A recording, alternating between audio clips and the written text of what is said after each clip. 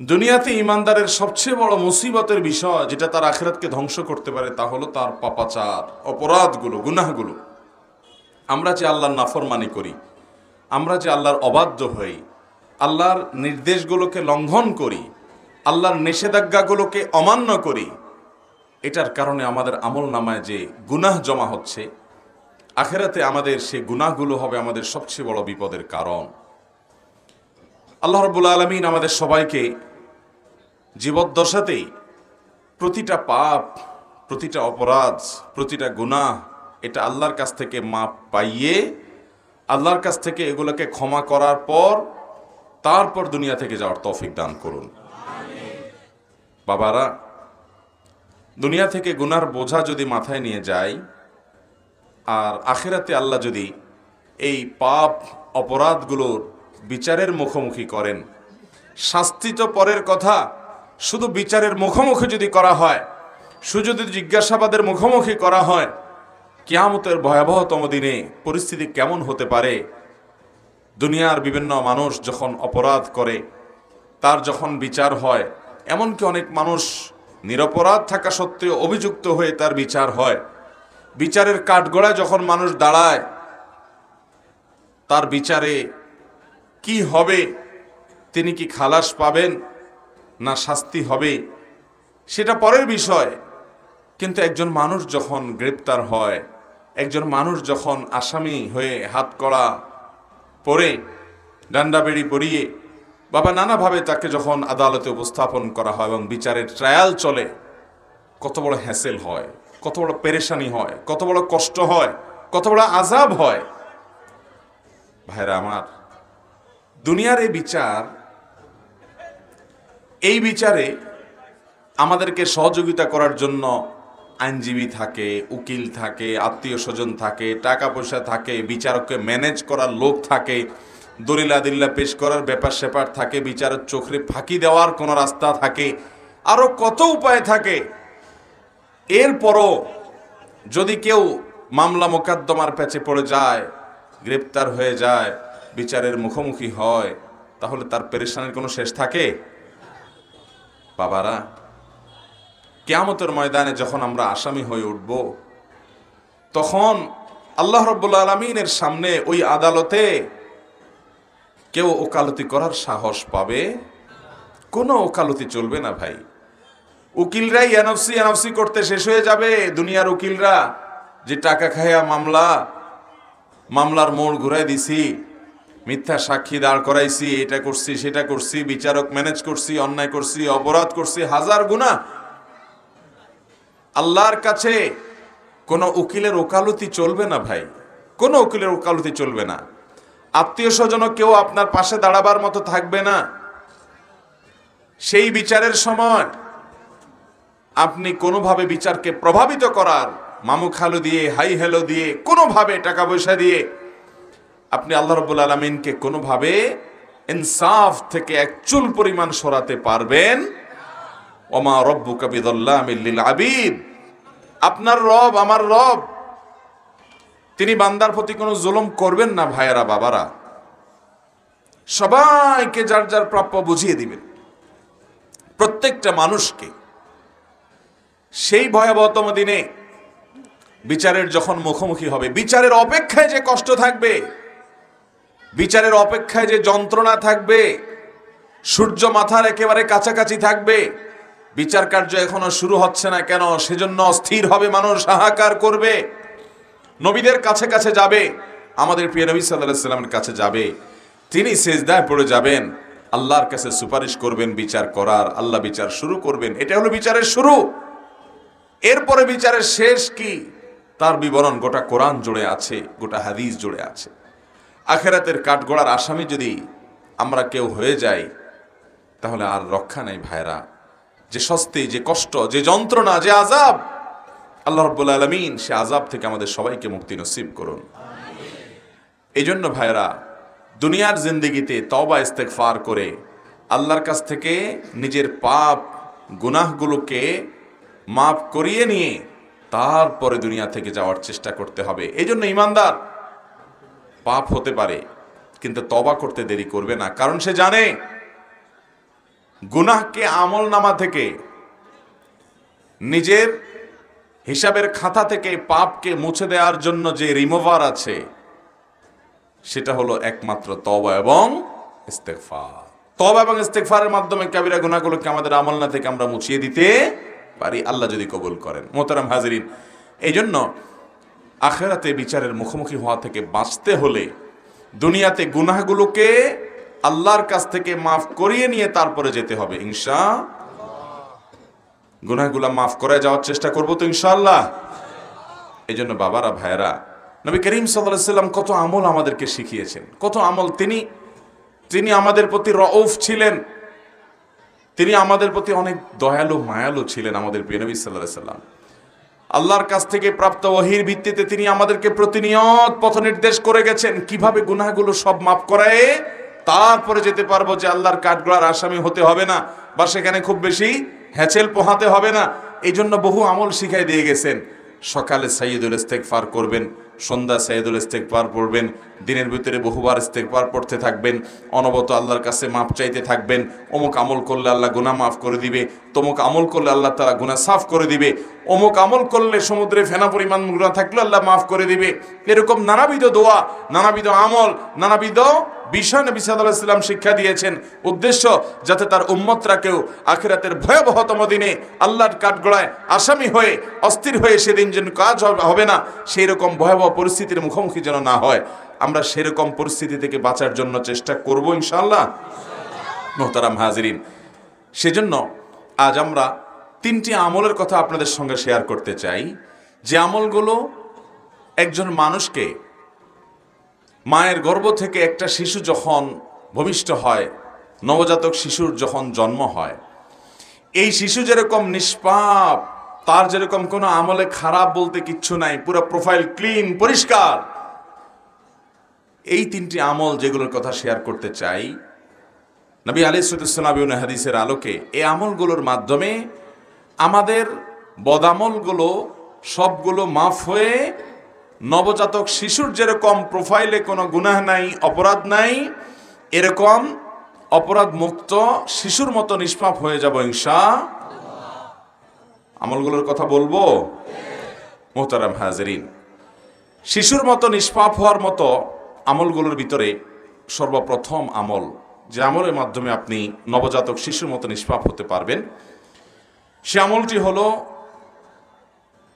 বিশেষ যে শর্ত শরায়েত আল্লাহ তাআলা হজের ব্যাপারে দিয়েছেন, সে সকল শর্তগুলোকে পূরণ করে আপনি যদি হজ করতে পারেন, তাহলে সহিহ মুসলিমের হাদিসের বর্ণনা অনুযায়ী আল্লাহ তাআলা এই ফজিলত আপনাকে দান করবেন। নবী আলাইহিস সালাম বলেছেন, মান হাজ্জা হাযাল বাইত ফালাম ইয়ারফুস ওয়ালাম ইয়াফসুক রাজাআ কায়াউমি ওয়ালাদাতহু উম্মুহু।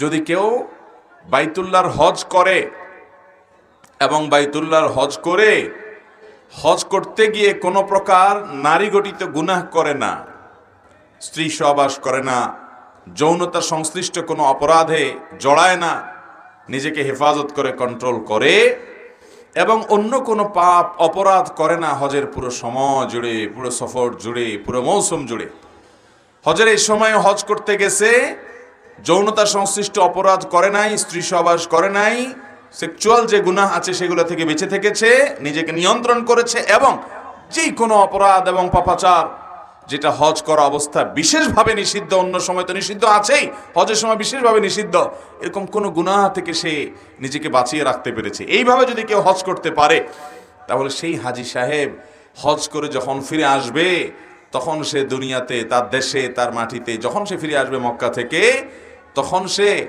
একটা নবজাতক শিশু মায়ের গর্ভ থেকে দুনিয়াতে যেরকম আসে ওইরকম নিষ্পাপ হয়ে সে বাড়িতে ফিরে যাবে। আল্লাহ রাব্বুল আলামিন সেরকম ফজিলতপূর্ণ একটা হজ আমাদের সবাইকে করার তৌফিক দান করুন। ভাইরা আমার, হজের জন্য আল্লাহর কাছে চোখের পানি ফেলে দোয়া করতে হয়, আল্লাহ তোমার ঘর না দেখায় আমাদের কাউকে নিও না, বারবার নিও আল্লাহ। দোয়া করবেন তো ইনশাআল্লাহ। এবং টাকা পয়সা জমাইতে শুরু করেন, অল্প অল্প করে। আপনার 10, 20, 50 টাকা করে জমানোর সুযোগ আছে তো ওইটাই জমান। আল্লাহ তাআলা একদিন তৌফিক দিবেন, বহু মানুষ আছে পয়সাওয়ালা কিন্তু হজের তৌফিক হয় নাই, অনেক মানুষ আছে পয়সা কম কিন্তু আল্লাহ হজের তৌফিক দিয়েছেন। এই জন্য তৌফিক চাইতে হবে, এবং হজ করলেই হবে না, শুধু ওই যে হজের মধ্যে নিজের চোখের হেফাজত করতে হবে, জেনা থেকে বেঁচে থাকতে হবে, যৌনতা সংশ্লিষ্ট অপরাধ থেকে বেঁচে থাকতে হবে।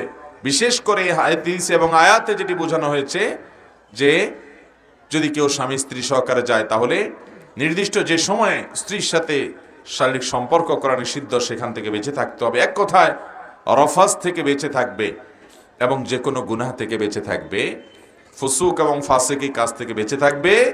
এইভাবে যদি হজ করতে পারে কেউ, তাহলে তার জন্য ফজিলত রয়েছে। আবার কোরআনে আল্লাহ তাআলা আরো একটা কথা বলেছেন, যে ব্যক্তি হজ করবে ফালা রফাসা ওয়ালা ফুসুকা ওয়ালা জিদালা ফিল হজ, সে হজে গিয়ে রফাস ফুসুক তো করবেই না, যৌনতা বিষয়ক গুনাহ তো করবেই না, অন্য গুনাহ করবে না, আর ঝগড়াঝাটি করবে না, এগুলো থেকে বেঁচে থাকতে হবে। তো এইরকম হজ করে আসা এটা খুব সহজ কাজ না। অনেক কাজী সাহেবরা আছেন যে প্রথমটা থেকে বাঁচতে পারলেও দ্বিতীয়টা থেকে বাঁচতে পারেন না, কারণ ওখানে গিয়ে বসে বসে টেলিভিশনে নাটক চায়, সিনেমা চায়, টকশন নামে নানান হারাম জিনিস চোখে পড়ে, বাস এই হাজী সাহেব এ ফজিলত পাবে না। অনেক হাজী সাহেব হজ করতে গিয়া ঝগড়া জাটি, তর্ক বিতর্ক, গন্ডগোল, ফাসাদ, এটা সেটা পিছনে লেগে যায়, তারও এটা নসিব হওয়ার সম্ভাবনা কম। অতএব প্রথম আমল হলো এমন হজ যেই হজে রফাস নাই, ফুসুক নাই, যৌনতা বিষয়ক অপরাধ নাই, গুনাহ নাই, অন্য কোনো গুনাহ নাই, এরকম গুনাহ মুক্ত, রফাস মুক্ত, ফাসিকি মুক্ত হজ যদি কেউ করে ফিরে আসতে পারে, এই আমলের বিনিময়ে আল্লাহ তাআলা তাকে নিষ্পাপ শিশুর মতো করে দিবেন। তার গুনাহগুলো মাফ করে একেবারে মায়ের পেট থেকে যে শিশু ভূমিষ্ঠ হয়েছে তার মতো নিষ্পাপ আল্লাহ তাআলা করে দিবেন। অতএব আমরা এ হজ যেন আল্লাহ তাআলা আমাদেরকে করার তৌফিক দেয়, যারা করেছি বারবার যেন আল্লাহ তৌফিক দেন। এবং এইভাবে হজ্জে মাবরুর, যে হজ সম্পর্কে নবীজি সাল্লাল্লাহু আলাইহি সাল্লাম বলেছেন, আল হজ্জুল মাবরুর লাইসা লাহুল জাযা ইল্লাল জান্নাহ, মাবরুর হজের বিনিময় জান্নাত ছাড়া আর কিছু হতে পারে। আল্লাহ আমাদের সবাইকে সেরকম মাবরুর হজ করার তৌফিক দান করুন। নাম্বার 2, সহিহ মুসলিমের বর্ণনায় আমরা দ্বিতীয় আমলের কথা জানি, যে আমলের মাধ্যমে আল্লাহ রাব্বুল আলামিন আমাদেরকে একেবারে নবজাতক শিশুর মতো, ভূমিষ্ঠ হওয়া, সদ্য ভূমিষ্ঠ হওয়া শিশুর মতো নিষ্পাপ করে দিবেন। সে আমলটি সম্পর্কে নবী করিম সাল্লাল্লাহু আলাইহি সাল্লাম বলেছেন, মান তাওয়াদ্দা কামা আমারাল্লাহ, যে ব্যক্তি ওযু করবে সেভাবে যেমন ওযু করার নির্দেশ আল্লাহ করেছেন, যেভাবে আল্লাহ ওযু করতে নির্দেশ করেছেন সেইভাবে ওযু করবে, উল্টাপাল্টা নিয়মে না, মন মতো না, সুন্নাহর খেলাফ না, বরং আল্লাহর নির্দেশিত পদ্ধতি অনুযায়ী সঠিকভাবে যে ওযু করবে। ফাকামা ওয়া সাল্লা, এরপর দাঁড়াবে, দাঁড়িয়ে সালাত আদায় করবে, নামাজ পড়বে। ফাহামিদাল্লাহ ওয়া আথনা আলাইহি, এরপরে আল্লাহর প্রশংসা করেছে, আল্লাহর স্তুতি গুণগান করেছে, আল্লাহ অনেক নিয়ামত দিয়েছে, সেগুলো স্বীকৃতি সে দিয়েছে। ওমাজ্জাদা বিল্লাযী হুয়া লাহু আহল, আর আল্লাহর মর্যাদা বর্ণনা করেছে যেমনটি উপযুক্ত, আল্লাহর শানের স্বীকৃতি সে দিয়েছে। ওয়াফাররাগা লাহু কলবাহ, এবং এরপর তার অন্তরটাকে মুক্ত করেছে, শুধু আল্লাহকে অন্তরে স্থান দিয়ে দুনিয়ার মোহ, লোভ, লালসা, পাপের প্রতি আকর্ষণ, এগুলো থেকে অন্তরকে পরিচ্ছন্ন করে আল্লাহ রাব্বুল আলামিনকে অন্তরে স্থান দিয়েছে, অর্থাৎ আল্লাহর স্মরণকে অন্তরে স্থান দিয়েছে, আল্লাহর আনুগত্যকে অন্তরে বসিয়ে নিয়েছে। সালাতের পর আল্লাহর প্রশংসা করে এইভাবে যদি কেউ আল্লাহ রাব্বুল আলামিনের কাছে সারেন্ডার করে, অন্তরে আল্লাহকে স্মরণ করে, কারণ আকিমিস সালাতা লিযিকরি, আল্লাহ বলেছেন সালাত কায়েম করো আমার জিকিরের জন্য, এভাবে যদি কেউ করে তাহলে ওযুটা করবে যথাযথভাবে যেমন আল্লাহ নির্দেশ করেছেন, এরপরে দাঁড়িয়ে সালাত আদায় করবে সুন্দরভাবে, তারপর আল্লাহর প্রশংসা, গুণকীর্তন, আল্লাহর মর্যাদার বর্ণনা, এরপর নিজের অন্তরটাকে আল্লাহর জন্য খালি করে আল্লাহর স্মরণ অন্তরে এনে যে ব্যক্তি মাশগুল হবে জিকিরে, নবী করিম সাল্লাল্লাহু আলাইহি সাল্লাম বলেছেন সহিহ মুসলিমের বর্ণনা অনুযায়ী, এই ব্যক্তির এই কাজ করার পর তাকে আল্লাহ রাব্বুল আলামিন সদ্য ভূমিষ্ঠ হওয়া শিশুর মতো নিষ্পাপ করে দিবেন। আমলটা করার চেষ্টা করব তো ইনশাআল্লাহ। আমাদের তো আজকাল ওযুরও ঠিক ঠিকানা নাই, নামাজেরও ঠিক ঠিকানা নাই। কোন রকম নামাজটা যদি পড়তে পারি, সালামটা ফিরানো শেষ, মোবাইলের মুনাজাত শুরু, ঠিক না বেঠিক? সালাম ফিরানো শেষ, দুনিয়ার নানা ধান্দার ভিতরে চলে যাই, অথচ নামাজের পরে দোয়া জিকির আছে, আল্লাহর জিকির আছে, এগুলো আর পড়তে হয়, তাসবিহগুলো পড়তে হয়, দোয়াগুলো পড়তে হয় স্মরণের জন্য। কারণ নামাজের উদ্দেশ্যই হলো আল্লাহর স্মরণ, আর আমাদের নামাজের মধ্যে আল্লাহ ছাড়া আর সব কিছু স্মরণ হয়। ঠিক না বে ঠিক? অতএব নামাজটাকে সুন্দর করার চেষ্টা করবো তো ইনশাআল্লাহ। এ হাদিসে আপনি লক্ষ্য রাখবেন, ওযুর ব্যাপারে নবী সাল্লাল্লাহু আলাইহি সাল্লাম বলেছেন, যে ব্যক্তি আল্লাহ যেভাবে নির্দেশ করেছেন সেভাবে ওযু করে। খেয়াল করেন, তাহলে ওযুর মধ্যে বোঝা গেছে কি আছে? ভেজাল। ওযু নিয়ে খুব একটা আলোচনা হয় না। আমরা নামাজ নিয়ে অনেক কথা কম বেশি শুনি, কিন্তু ওযু নিয়ে কথা শুনি না, যে ওযুর মধ্যে আবার ভেজাল কি। আমরা মনে করি হাত ধুইলাম, মুখ ধুইলাম, কুলি করলাম, নাকে পানি দিলাম, মাথা মাসা করলাম, পাও দিলাম, ওযু হয়ে গেল, ঠিক আছে। তো এখানে আবার ঝামেলার জায়গাটা কোথায়? ইউটিউবে আমাদের একটা ভিডিও আছে বেশ 40-50 মিনিটের, ওযুতে যে ভুলগুলো হয়তো আপনিও করেন, ওইটা শুনে নিতে পারেন। আমরা ওইটা ইনশাআল্লাহ পরবর্তীতে অন্য কোথাও আলোচনা করব। শুধুমাত্র মোটা দাগে একটা কথা বলে রাখি, নবী করিম সাল্লাল্লাহু আলাইহি সাল্লাম আমাদেরকে ওযুর যত ফজিলত শুনাইছেন, ওযুর যত কি শুনাইছেন? ফজিলত, যে ওযুর লাভ মর্যাদা শুনাইছেন, তার সবগুলো হাদিসেই আমরা একটা শব্দ দেখি, সেটা হলো ইসবাগুল ওযু। নবী করিম সাল্লাল্লাহু আলাইহি সাল্লাম বলেছেন, আসবিগুল ওযু আয় আকমিলু, তোমরা ওযুকে পরিপূর্ণভাবে করো, সুন্দরভাবে করো, ঠিকঠাকভাবে করো। ওযুর ইসবাগ করতে বলা হয়েছে, অর্থাৎ ওযুকে ভালোভাবে করতে বলা হয়েছে। এখন আমি যদি ওযু আবার ভালোভাবে ছাড়া মন্দভাবে কিভাবে করে, এটা যদি বিবরণ দিতে যাই লম্বা সময় চলে যাবে। আমি যদি একটা ছোট্ট উপমা দেই, ওযুতে যে পরিমাণ পানি অপচয় আমরা টেপে যখন ওযু করি, যে পরিমাণ পানি অপচয় করি, শুধু এটার হিসাব দিলেই কিয়ামতের ময়দানে যদি এটা হিসাব দেওয়া লাগে, তাহলে আর কিছু লাগবে না ধরা খাওয়ার জন্য। টেপ ছেড়ে যে পরিমাণ পানি ব্যবহার করেন ওযুতে, বড় একটা বালতি রেখে ধরে দেখেন তো কি পরিমাণ পানি হয়। বিশাল এক বালতি দেখা যাবে চলে গেছে একবার ওযু করতে গিয়ে। এই গত উমরার সফরে মদিনাতে একটা মিউজিয়ামে যাওয়ার সুযোগ আমার হয়েছে। সেখানে নবী করিম সাল্লাল্লাহু আলাইহি সাল্লাম যে পাত্রে ওযু করতেন, যে পাত্র দিয়ে গোসল করতেন, ওই রকম পাত্র, হুবহু ওই পাত্র না, ওই পাত্রটা সে যুগের সে পাত্রের সাইজ কি ছিল ওইটা জাদুঘরে রাখা আছে। আমি মোবাইলে ছবিও তুলে নিয়ে আসছি এবং দেখে আমি চিন্তা করলাম, সুবহানাল্লাহ, এরকম একটা পাত্র দিয়ে যদি আজকাল আমাদের কাউকে ওযু করতে দেয়া হয়, বলবে আমার সাথে কি ইয়ার কি করতেছেন, এটা দিয়ে কেমনে ওযু করব? অথচ এতটুকু পানি দিয়ে তার ওযু হয়ে যেত। মুহতারাম হাজিরিন, ওযুর ভুল নিয়ে আমরা ভিন্ন একদিন আলোচনা করব, কিন্তু এই হাদিসের ভাষ্য খেয়াল করেন, মান তাওয়াদ্দা কামা আমারাহুল্লাহ কামা আমারাল্লাহ, আল্লাহ তাআলা যেভাবে নির্দেশ করেছেন সেভাবে যে ওযু করে, তাহলে ওযুতে অনেক উল্টাপাল্টা আমাদের হয়। ওযুতে মেসওয়াক করতে হয়। ওযুর একটা গুরুত্বপূর্ণ আমল হলো ওযুতে কি করতে হয়? মেসওয়াক করতে হয়। এটা ওযুর একটা গুরুত্বপূর্ণ সুন্নাহ। যাদের পকেটে মেসওয়াক আছে একটু বাইর করে দেখান তো দেখি, বাইর করেন দেখি। যারা মুসলমান মায়ের পুত বাপের পুত আছেন, মাশাআল্লাহ, এক বাপের পুত পাওয়া গেছে। হ্যাঁ, আর বাকি সব কি মায়ের পুত নাকি? কিরে ভাই, মাশাআল্লাহ, আরেকজন পাওয়া গেছে। আর আছেন রে ভাই? মেসওয়াক না কলম? এটা মেসওয়াক নি, ঠিক আছে। আরেকজন আছে, আরো একজন আছে, খুব অল্প কয়েকজন মানুষ আছেন। বাকিদের কি অবস্থা? আপনারা ওযু করেন না? ওযু করেননি না বিনা ওযুতে নামাজ পড়েন? তাহলে মেসওয়াক নাই কেন? মুসলমানের পকেটে মেসওয়াক থাকতে হবে কি হবে না? ভাইরা আমার বাসায় সবসময় মেসওয়াক ফ্রিজে রাখা থাকে বাচ্চাদের জন্য, যে কোনো অবস্থাতে মেসওয়াক যাতে মিস না হয় সব সময়। আল্লাহ রাব্বুল আলামিন সুন্দরভাবে, তাহলে মেসওয়াক কেন থাকতে হবে? কেন ওযু করতে হবে? আল্লাহ তাআলা আমাদেরকে সুন্দরভাবে ওযু করার তৌফিক দান করুন। তাহলে দ্বিতীয় যে আমলটা, আল্লাহ রাব্বুল আলামিন যে আমলের বিনিময়ে আমাদেরকে সদ্য ভূমিষ্ঠ হওয়া শিশুর মতো নিষ্পাপ করে দিবেন, সমস্ত গুনাহ মাফ করে, সে আমলটা হলো উত্তম রূপে ওযু হবে, এরপর দাঁড়িয়ে নামাজ হবে, আল্লাহর প্রশংসা গুণকীর্তন হবে, আল্লাহর মর্যাদার বর্ণনা হবে, স্বীকারোক্তি দেওয়া হবে।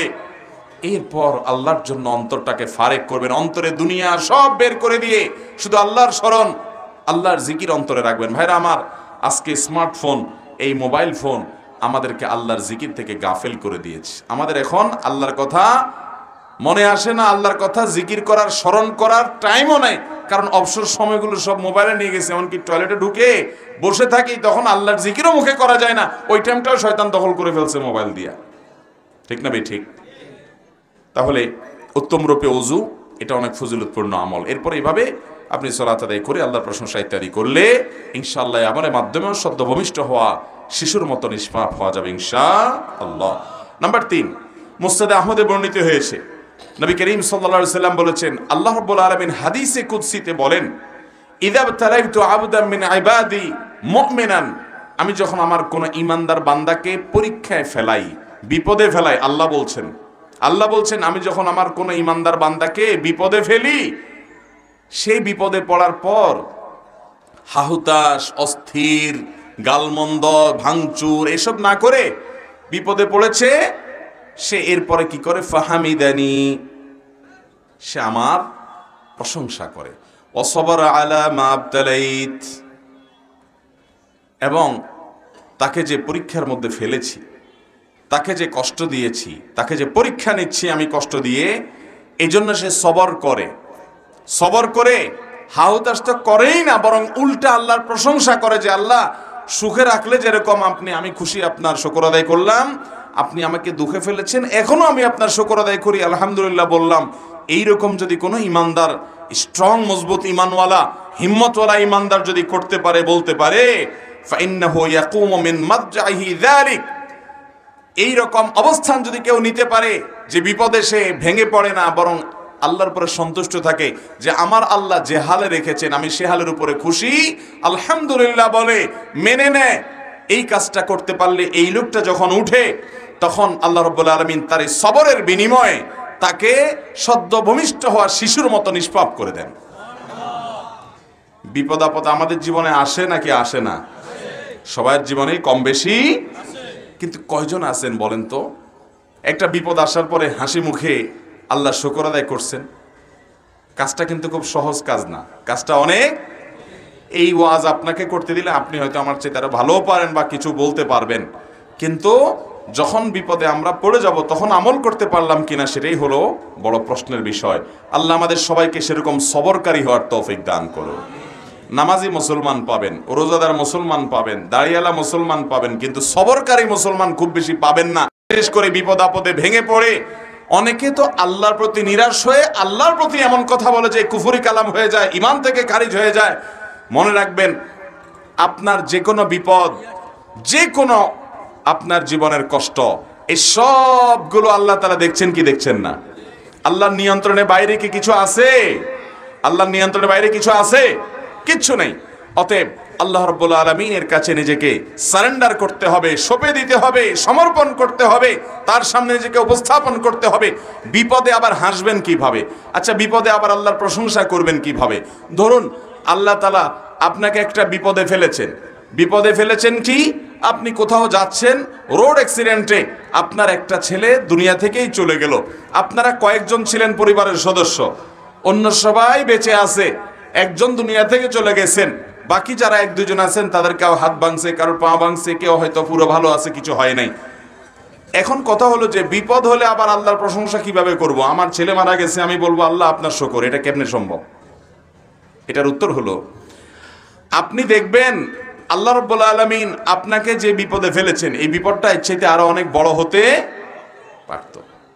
আপনার সবগুলা ছেলে শেষ হয়ে যেতে পারত, আপনার আরেকটা ছেলে মারা যেতে পারত, আপনি নিজে মারা যেত, আপনার পরিবার বিপদে পড়তে পারত, হতে পারত কি পারত না? তো আল্লাহ রাব্বুল আলামিন আপনার জন্য যেটুকু নেয়ামত রেখেছেন ওইটুকুর দিকে তাকে ইমানদার যখন আলহামদুলিল্লাহ বলবে, ওই বিপদে সবরের বিনিময়ে আল্লাহ তাআলা তাকে নবজাতক সদ্য ভূমিষ্ঠ হওয়া শিশুর মতো নিষ্পাপ করে দিবেন, জান্নাত দান করবেন ইনশাআল্লাহ।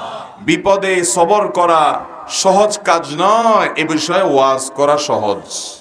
আল্লাহ আমাকে সবরকারী হওয়ার তৌফিক দান করুন, আপনাদেরকেও দান করুন। মুহতারাম হাজরিন, as-sabru jazaa'uhu al-jannah, সবরের বিনিময়টাই হলো জান্নাত। আল্লাহ কোরআনে বলেছেন, ইন্নামা ইউওয়াফাস সাবিরুন আজরাহুম বিগাইরি হিসাব, যারা ধৈর্যশীল হবে, নিজেকে নিয়ন্ত্রণ করতে পারবে, এদের বিনিময়ে আল্লাহ তাআলা কোনো যোগ বিয়োগ করে দিবেন না। আল্লাহর কাছ থেকে যোগ বিয়োগ করে পায়ে জান্নাত পাওয়া বড় কঠিন।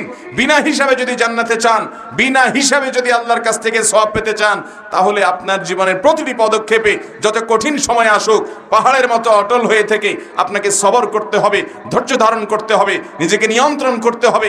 মাথা গরম করে অঘটন ঘটানো যাবে না, গালিগালাজ করা যাবে না, নিজেকে শেষ করা যাবে না, কুফরি কালাম করা যাবে না, আল্লাহর প্রতি অনাস্থা প্রকাশ করা যাবে না, নিরাশ হওয়া যাবে না। সবর ইখতিয়ার করতে হবে। আস-সবরু জামিল, সবর অনেক সুন্দর জিনিস। আল্লাহ আমাদের সবাইকে সে সবরের দৌলত দান করুন। বিপদে সবর করবো তো ইনশাআল্লাহ। ভাইরা আমার একটা বিপদ হয়েছে। এই বিপদটা আমার জীবনে নেয়ামত হতে পারে কি পারে না, পারে কি পারে না। এরকম বহু ঘটনা আমাদের সামনে আসে না নাই? অনেক বিপদ আছে, আমরা দেখি বিপদ, অথচ এটা উপর দিয়ে দেখতে বিপদ হলে কি হবে, এর পিছনে নেয়ামত আছে। আমরা যদি সবর করে বলতে পারি, আল্লাহ আমি নিজের জন্য চাইছিলাম এই চাকরিটা হোক, কিন্তু আপনি দিলেন না, আমি বুঝলাম আমার ফয়সালা আপনার পক্ষ থেকে, আমি নিজের জন্য এটারে ভালো মনে করছি, আপনি আমার জন্য ভালো মনে করেন নাই। মনে রাখবেন, আপনি নিজের জন্য যেটাকে ভালো মনে করছেন, আপনার রব তিনি যেটা নির্বাচন করবেন আপনার জন্য, সেটা আপনার মনে করার চাইতে আরো বেশি ভালো হবে। বুঝে আসুক আর না আসুক। আল্লাহ যদি কোনো বিপদ দেয়, আমি দেখতেছি আমার ক্ষতি, এই ক্ষতির পেছনে আমার কোনো কল্যাণ থাকতে পারে কি পারে না। দুনিয়াতে যদি কোনো কল্যাণ নাও থাকে, আর বিনিময় যদি আল্লাহ কিয়ামত দিন ডেকে বলে, বান্দা তোরে এতগুলা বিপদ দিছিলাম, তুই অধৈর্য হস নাই, সবর করছস, বিনিময় আজ যা তোরে জান্নাতটা দিয়ে দিলাম। লস প্রজেক্ট না লাভের প্রজেক্ট? ইমানদারের লস হবে? অতএব সবর করবো তো ইনশাআল্লাহ। গালিগালাজ করবেন রাগ হলে, বিপদ হলে গালিগালাজ করবেন, আসার ফিসার করবেন, আল্লাহর প্রতি অধৈর্য হবেন, সবর করবেন তো ইনশাআল্লাহ। বিপদ হয়েছে বোর গোষ্ঠী উদ্ধার করবেন, গায়ে হাত তুলবেন, সবর করবেন তো ইনশাআল্লাহ। সবর করলে ভাই আল্লাহ রাব্বুল আলামিন অফুরন্ত সওয়াব দিবেন বিনা হিসাবে।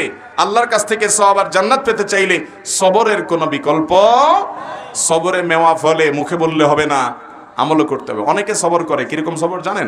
ধরেন মসজিদ থেকে জুতাটা চোরে নিয়ে গেছে, এরপরে সে অস্থির হয়ে চোরের 14 গোষ্ঠী ধরে মা বাপ তুলে গালিগালাজ দিয়ে মসজিদ কমিটির গোষ্ঠী উদ্ধার করে, এরা সিসি ক্যামেরা রাখে না কেন, জুতা চোর এখানে কেন আসে, আমার এটা হইলো কেন, অস্থির সস্থির হইয়া দেখছে যে লাভের লাভ তো কিছু না, জুতা তো নিয়ে বেচারা পারে পার। এবার শেষমেশ সব গালিগালাজ এর ভান্ডার শেষ, আর গালি মুখ দিয়ে আসে না, যা ছিল মুখস্থ সব দেওয়া শেষ হয়ে গেছে। এবার বলে যে কি আর করা, আল্লাহ ভরসা, সবর করি। এটা কি সবর হবে? ইন্নামাস সবরু ইনদা সাদমাতিল উলা, নবীজি সাল্লাল্লাহু আলাইহি সাল্লাম বলেছেন সবর হবে প্রথম ধাক্কার সময় নিজেকে নিয়ন্ত্রণ করতে পারলে, ঢোক গিলে ফেলতে পারছেন, নিয়ন্ত্রণ করতে পারছেন, মুখ দিয়ে খারাপ কিছু বাইর হয় না, এর নাম সবর।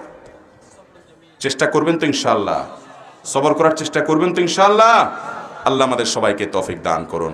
আবারও বলি, সদ্য ভূমিষ্ঠ হওয়া শিশুর মতো নিষ্পাপ হয়ে যাওয়ার জন্য এমন একটা হজ জীবনে যদি করার তৌফিক হয় ভাই, যে হজে রাফাস নেই, যে হজে ফুসুক নেই, যে হজে যৌনতা সংশ্লিষ্ট গুনাহ নেই, এবং যে হজে কোনো অন্য সাধারণ পাপাচার নাই। অনেক দেশে মেয়েরা আসে, চোখের গুনাহ, জেনা, ব্যভিচার, বিশেষ করে মনের জেনা, চোখের জেনা, এগুলো করার সুযোগ তৈরি হয়, এবং অনেকে অবসর সময়ে গীবত, শিকায়াত, আড্ডা, এটা সেটা করে হজ নষ্ট করে, ঝগড়াঝাটি করে।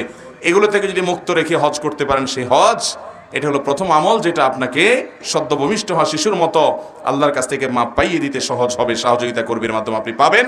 দ্বিতীয়ত হলো ওই যে উত্তম রূপে ওযু করে, দাঁড়িয়ে নামাজ পড়ে, আল্লাহর প্রশংসা করে, গুণকীর্তন করে, মর্যাদার বর্ণনা করে আল্লাহর জন্য অন্তরটাকে ফারেক করলেন, খালি করলেন, আল্লাহর জিকির এবং স্মরণ করলেন, আল্লাহর সাথে মোনাজাত, আল্লাহর সাথে মনে মনে কথোপকথন করলেন, আল্লাহর দিকে রুজু হলেন, মনোনিবেশ করলেন। এর মাধ্যমে আল্লাহ তাআলা সদ্য ভূমিষ্ঠ হওয়া শিশুর মতো নিষ্পাপ করবেন। আর তৃতীয়ত হলো, আল্লাহ কোনো বিপদ দিয়েছেন, বিপদে আপনি অস্থির না হয়ে বরং উল্টা বলতেছেন, আল্লাহ আপনি সুখ দিয়েছেন, তখন আপনার প্রশংসা করেছি, আপনি আমাকে দেন নাই, আমি তাও আপনার শুকর আদায় করি, আলহামদুলিল্লাহ, আমি তখনও বলছি। দুঃখে আলহামদুলিল্লাহ বলার সোজা কথা না ভাই, চুপচাপ থাকা এটা মোটামুটি যায়, কিন্তু চুপচাপ শুধু না, আল্লাহ দিছে দুঃখ, আমি বলতেছি আল্লাহ আলহামদুলিল্লাহ, শুকর, আমি খুশি, আল্লাহ আমার কোনো দুঃখ নাই, আপনি আমার জন্য যা নির্বাচন করেছেন, আমার নিজের নির্বাচনের চাইতে আপনার নির্বাচন নিশ্চয়ই অনেক বেশি আমার জন্য ফলপ্রসূ উপকারী হবে, আমি মেনে নিলাম। শুধু তাই নয়, আমি আপনার এই না দেওয়ার কারণে, এই বিপদের কারণে উল্টা বরং আপনার প্রশংসা জ্ঞাপন করছি। এটা অনেক বড় একটা ব্যাপার। এই রকম সবর করতে পারলে আল্লাহ তাআলা সদ্য ভূমিষ্ঠ হওয়া শিশুর মতো নিষ্পাপ করে দিবেন ইনশাআল্লাহ। এর মানে আবার এটা বুঝিয়েন না যে তাহলে তো চুরি ডাকাতি, 2 নম্বর এই 3 চুরি, গম চুরি যা করছি, গীবত, শিকায়াত, কবিরা গুনাহ যা করছি, ওই যে সুন্দর করে ওযু করে একদিন 2 রাকাত নামাজ পড়লাম, এরপরে এভাবে আল্লাহর দিকে মনোনিবেশ করলাম, সব ভ্যানিশ হয়ে গেল, আবার 6 মাস পরে একবার করলাম, সব ভ্যানিশ হয়ে গেল, এইভাবে প্রসেস করে করে আমি জান্নাতে চললাম লাভ দিয়া। এটা আবার মনে করিয়েন না। কারণ বান্দার হক যদি নষ্ট করেন, ওইটার জন্য মানুষের হক আগে আদায় করতে হবে, এরপরে আল্লাহর কাছ থেকে মাপ পাওয়ার জন্য অন্যান্য আমলগুলো করতে হবে। কথা কি বুঝাতে পারছি? মানুষের হক মেরে থাকলে সেটার প্রায়শ্চিত্ত করার জন্য আপনার সাধারণ কোনো আমল নয়, বরং সেটা ওই ব্যক্তিটা পরিশোধ করে তারপরে এবার আল্লাহর কাছে আপনি মাপও চাইবেন, এসব আমলও করবেন। কারণ তার কাছ থেকে মাপ চাইলেই শুধু মাপ হবে না, আপনি কোনো মানুষের হক নষ্ট করলে দুইটা গুনাহ হয়।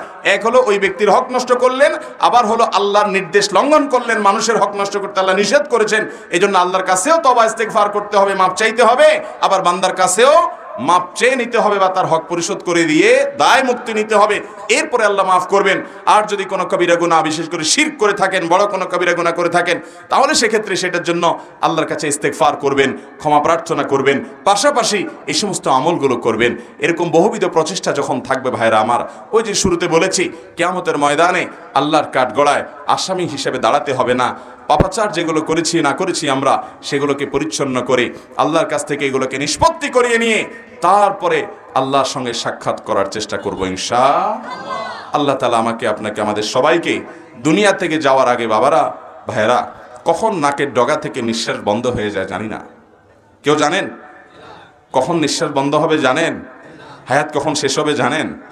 তাহলে সর্ব অবস্থায় নিজের প্রোফাইলটাকে, সর্ব অবস্থায় নিজের আমল নামাটাকে গুনাহমুক্ত করার জন্য ইস্তেগফার, তওবা, এই যে তিনটা আমলের কথা বললাম, এই সমস্ত আমল, অন্যান্য গুনাহ মাফ, মুকাফফিরাতুজ যুনুব যেগুলো আছে, গুনাহ মাফের যে আমল আছে, সে আমলগুলো বেশি বেশি করে, ঘন ঘন করে, সকাল বিকাল সাইয়্যিদুল ইস্তিগফার পড়ে, রাতে সাইয়্যিদুল ইস্তিগফার পড়ে, সারাদিন ঘন ঘন ইস্তিগফার করে, আমলগুলো করে, একের পর একটু পর পর নিজের প্রোফাইলটাকে আপডেট করে, পরিচ্ছন্ন করে আল্লাহর কাছে যাব, যাতে কোনো পাপের বোঝা মাথায় নিয়ে কিয়ামতে দাঁড়াতে না হয়।